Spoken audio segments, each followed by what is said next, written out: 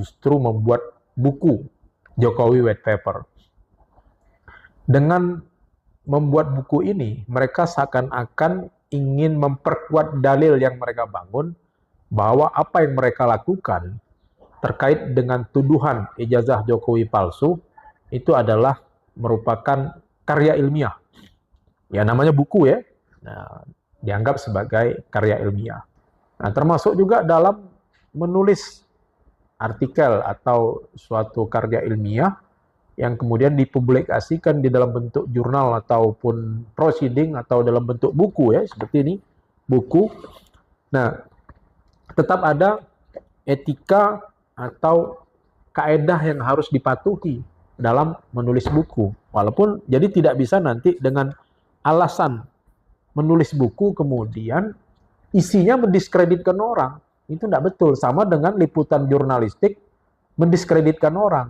Nah, karena ini melanggar prinsip-prinsip kode etik dan etika dalam penelitian, demikian juga dalam kode etik jurnalistik. Nah, jadi jangan kemudian gara-gara dibungkus dalam laporan yang bentuknya ilmiah, ya jangan kemudian kita menyimpulkan bahwa semua buku itu pasti ilmiah. Ya, belum tentu. Nah, bolehkah? Pertama pertanyaannya adalah, bolehkah kita meneliti orang-orang tertentu tanpa persetujuan yang bersangkutan?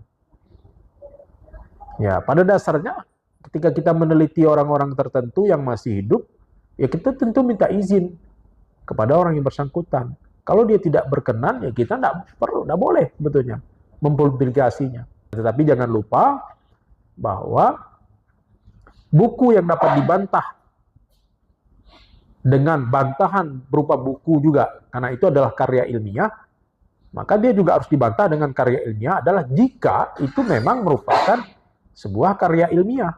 Nah, bagaimana disebut karya ilmiah? Nah, karya ilmiah itu jelas tidak tendensius.